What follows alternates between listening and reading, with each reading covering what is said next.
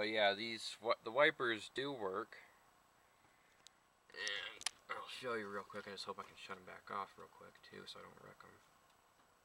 It's a bit of a difficulty getting this little knob here, because I don't have that. Like I said, I don't have that knob. I just got the just the shaft there, so it's kind of a bit difficult.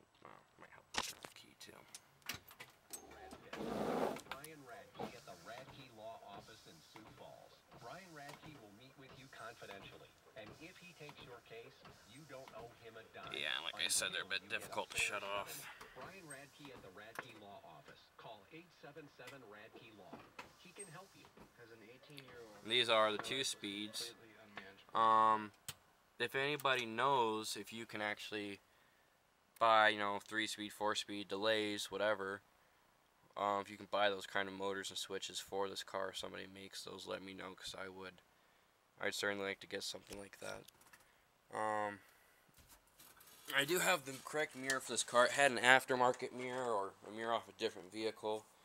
I did, however, find what I believe, anyways, is a correct 1964 mirror.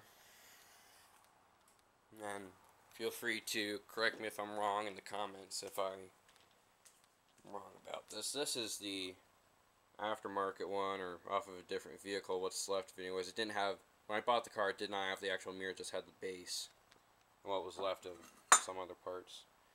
But this is what I believe is a mirror that is made for this car, maybe not specifically, but for 64 Chevrolets. And this mirror does work good. It's no pitting in it or anything. Chrome's decent.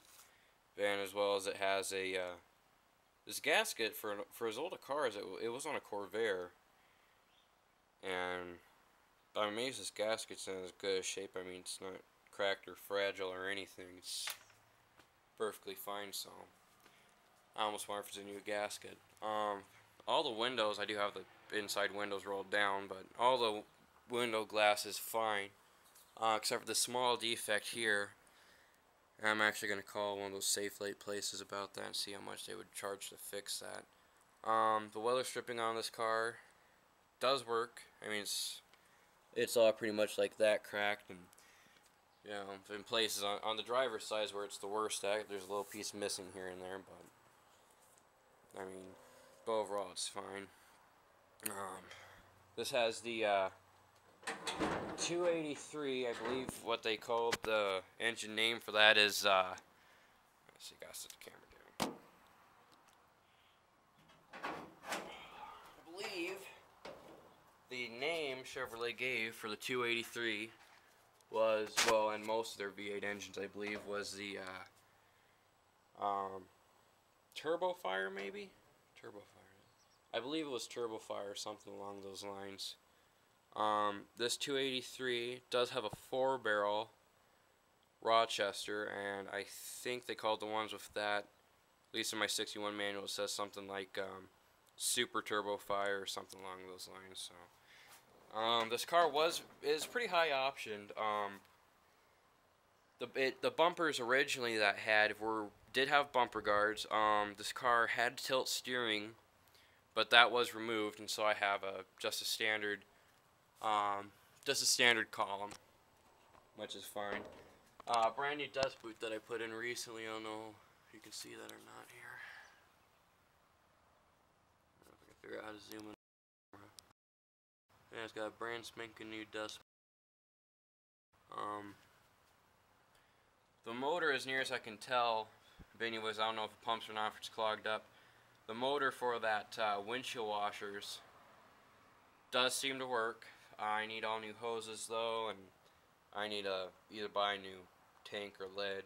Has the original glass bottle though for the concentrated washer fluid. Does not have the stock radiator.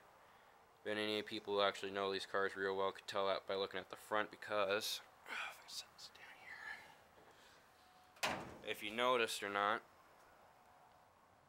this radiator hangs down below the rad cradle for support. So this, I do not know what that's out of, but it's a good radiator. It works fine for the car.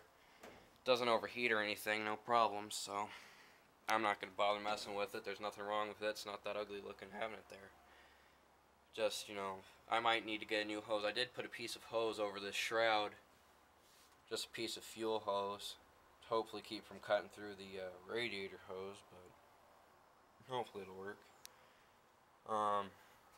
Might fire this up in a bit here for you. Sucky thing is, I do have latches for things, you know, the trunk and such, but I do not have a lock.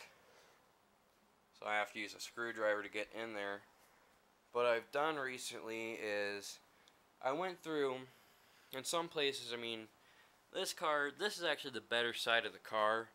Nothing's really beat up over here. There's some rust there, you know, these fenders. I don't know how well you can tell, but I mean they're pretty rusty, but this might be something I could probably patch in easily enough once I get my welder and Bondo it, or maybe I'll just try straight Bondo for the time being, because I don't know how much those filler panels are going to cost me, or a complete replacement panel. This is obviously the worst of the quarter panel here. And actually, I paint all this with the same primer I use for the back end of the frame for the time being, just so it looks nicer since I don't have a bumper. And I use for the back floor because throughout here, you can see how that paint looks cracked. That's actually because the paint chipped away, and so it was just bare metal, and I didn't want that to rust, obviously.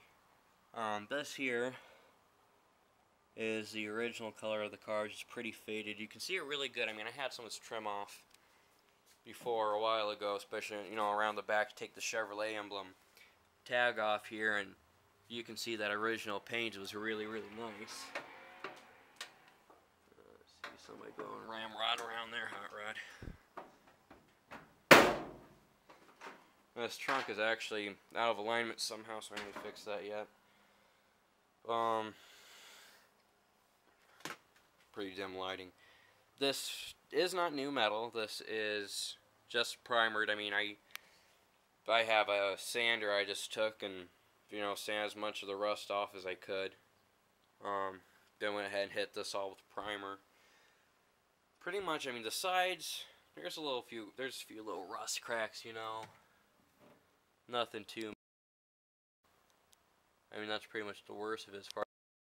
But down here, this has a patch panel already, which is rusted over on the other side where the spare is at. And it's got holes here where some asshole kid up at the school had, before I bought this car, had ripped out the trailer hitch that was on this car. So, but anyways, I do intend to completely replace that bottom. So for the time being, I'm just gonna get some metal and just, I don't know, get some silicone sealer or something for that. And then down here, this is probably the absolute worst place of rust that I'm going to have to replace on the entire car. And this is that lower channel for the weather stripping. This is completely, I mean, down here it's completely flattened. And it's just completely rusted to holy hell, so that's going to have to be replaced. But otherwise, though, the car is fairly solid. The welding teacher at my school helped me to cut out a patch panel for my floor, which I've yet to install, just because I just haven't had time for it, and I'm contemplating maybe welding it in rather than pop riveting it in. But I do have a patch panel in, and the worst rust is on the driver's side. The rest of it, I mean, it's pretty well patchable. There's a little bit down there in the corner, and this is just, you know, this is pretty much the worst of it. But, you know, there's spots all throughout there, so I'm just going to replace that. I'm not going to cut out any of the metal. I'm going to cut out the worst part of the metal, and the rest of it I'm just going to patch that into what's left of it. And eventually I'll have to buy some new floor supports and weld those in there, but that's down the line. So I thought I'd just show you guys, you know, some of the stuff about my car, give some information. This car was parked about 20-30 years ago or so, so I'm pretty much the first person to drive it in almost, you know, 30 years, so it's pretty sweet.